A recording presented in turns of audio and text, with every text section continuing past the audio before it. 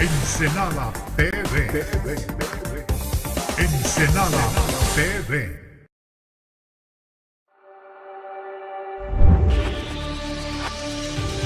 Aporte. Entrevistas y comentarios con Carlos Pacheco.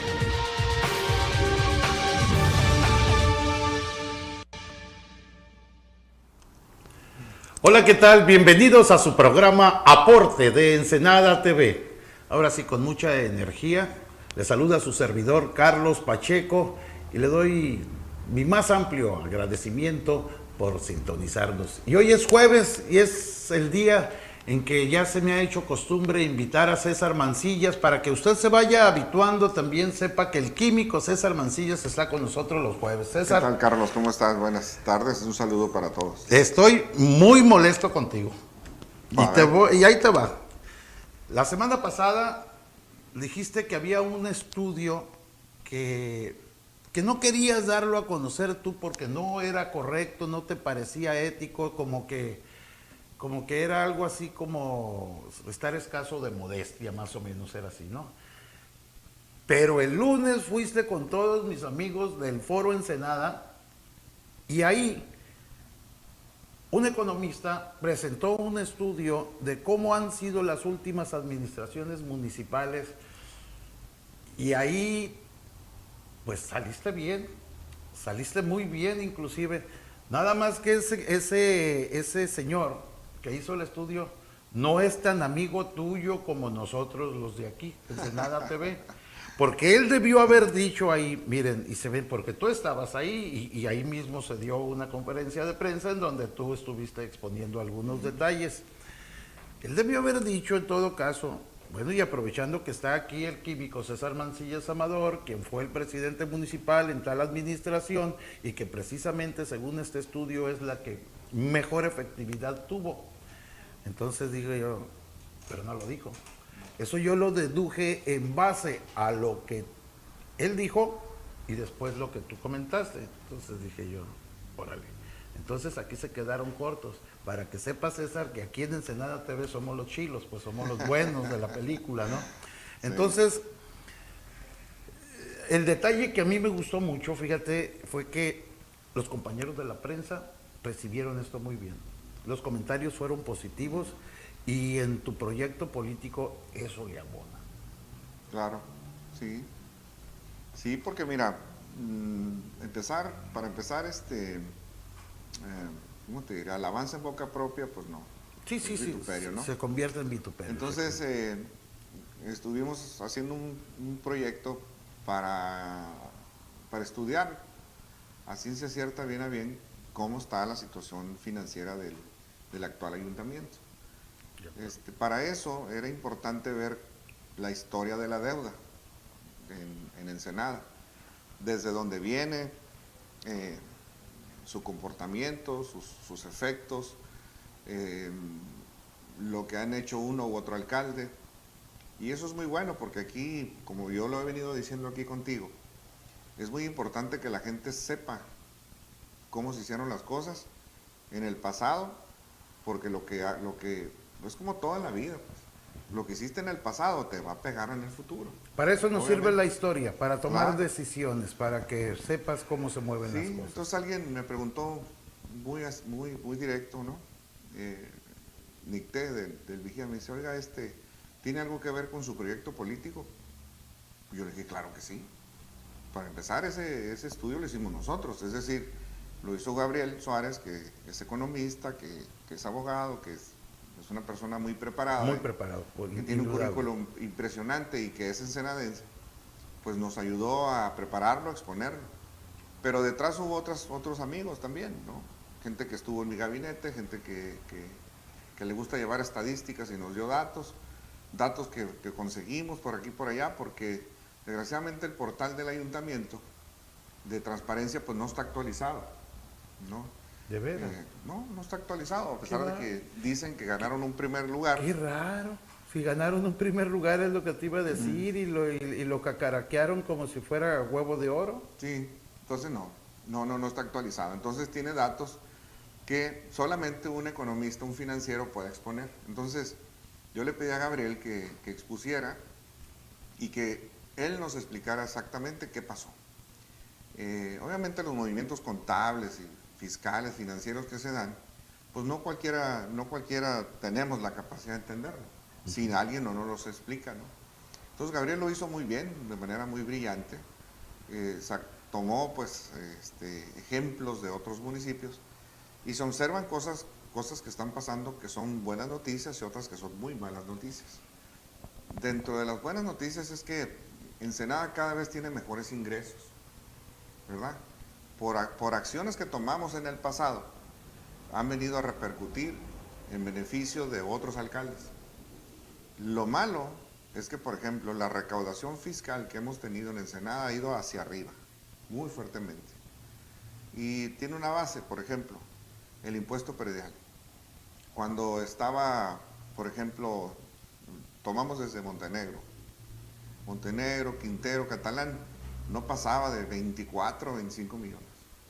Nosotros lo dejamos en 60 millones, es decir, el doble. ¿Anuales? Anuales, de ingresos. Por predial. Por predial.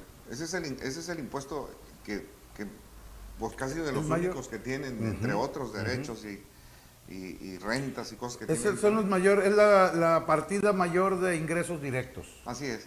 Lo demás son participaciones federales, estatales, etcétera, ¿no?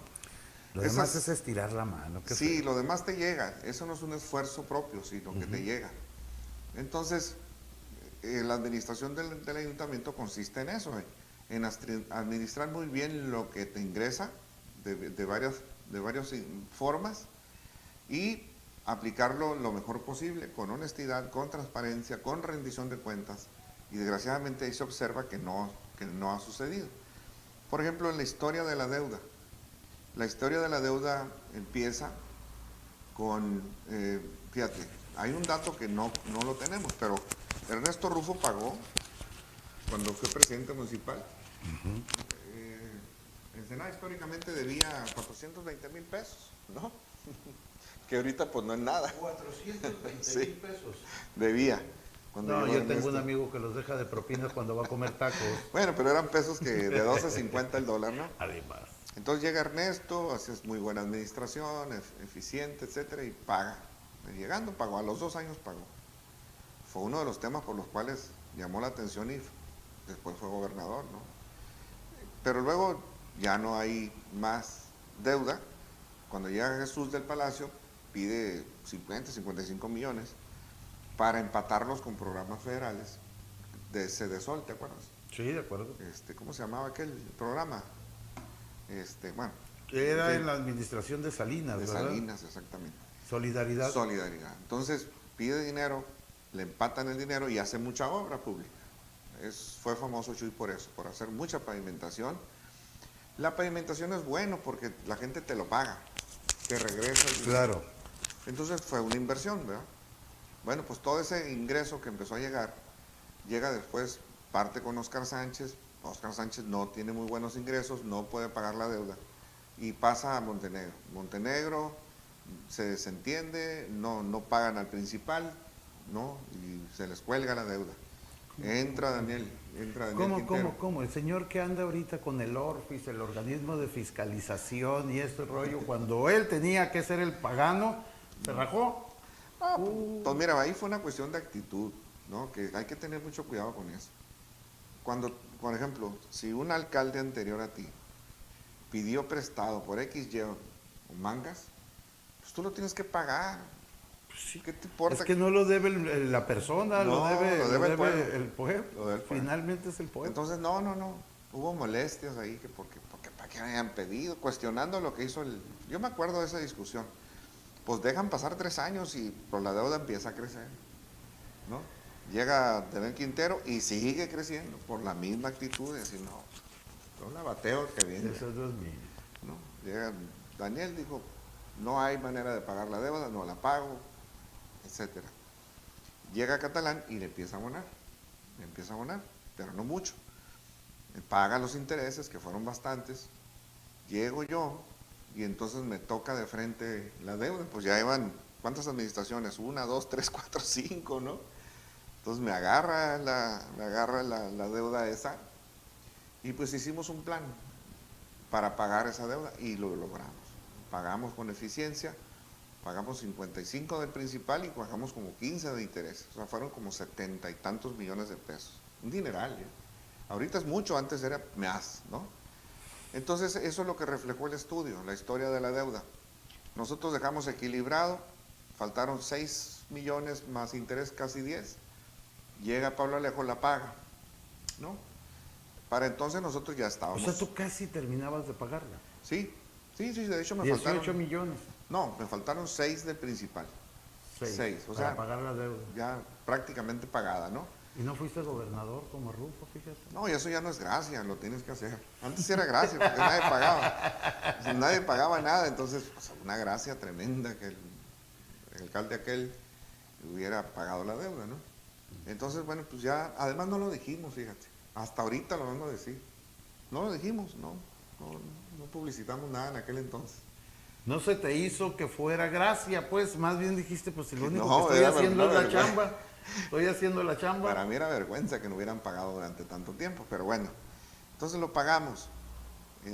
Luego hicimos 2 cosas que fueron muy importantes para el futuro, que fue la dictaminación de la deuda pública. Nos calificamos la deuda pública, nos calificamos el patrimonio, que es como cualquier negocio, que si tú vas a pedir prestado para hacer negocio, pues te piden qué tienes. Un balance. Claro, cuánto tienes de capital, etcétera. No, eso no se había hecho. Lo hicimos a través de Oficialía Mayor y pues nos encontramos tantos miles de millones de pesos de capital. Queda calificado, entonces ahora sí, Pablo puede hacer lo que yo no pude. Lo que yo no pude fue pedir prestado, gracias a Dios. Porque debían. Porque se debía, porque no éramos sujetos de crédito, porque no estaba la contabilidad del día, porque el dictamen, ¿verdad? La dictaminación, perdón, de la deuda que se la hacen calificadoras internacionales, que A más A, que A, que BB, que etcétera, todo tiene que ver con si calificas o no calificas. Sí, claro. Entonces llego yo, me encuentro con una deuda tremenda también, muchos pendientes, que tampoco los dije, por respeto, ¿verdad? Y me encuentro con que el primer mes no tenía ni para la nómina, así. Quiero pedir prestado y no me prestan. Entonces yo dije, ándale, ahora sí, que estamos lucidos. Entonces hicimos todo ese trabajo que nos costó, pues... Así dijo Díaz Ordaz. Ahorita te cuento el chistín ese que Sí. además es cierto. Sí, entonces, bueno, pues empezamos a calificar bien, empezamos a ahorrar dinero, empezamos a sacar temas, deudas, que la otra es el gasto corriente, que también siempre es un bonche bastante fuerte, que son las llantas, la gasolina, etcétera, etcétera. Que le entregamos al final con mucha eficiencia, pero yo calculo que entre pleitos perdidos de juicios laborales, que entre despachos, que entre liquidaciones, que entre pago de deuda, de intereses, fácilmente nosotros, o más bien dicho yo, aunque se oye feo, logramos bajar más de 150 millones de pesos. Propios, propios, de ahorros. Pero propios. ahora se debe un dineral, César. Eso es lo que queríamos hacer notar, ¿verdad? Que vea el pueblo de Ensenada, que cuando haces un gobierno serio, responsable, cuidadoso, con honestidad incluso y con rendición de cuentas, pues la gente te paga impuestos, te los paga con confianza. Cuando andas en la calle ahí poniendo el ejemplo, barriendo, atendiendo, pues la gente responde, ¿no? Nosotros logramos hacer algo muy importante también, en el tema de que, mira, el impuesto predial estaba, pero totalmente rezagado. Había casas, ¿no?, en las zonas populares arriba, de las partes de clase, digamos, social, 40 pesos al año, ¿no? Pues 40 pesos no es lo que vale ni un kilo pues de lo que te cuesta la luz, ¿no? Entonces, no, pues tampoco podía yo llegar a aumentar impuestos porque no, está difícil.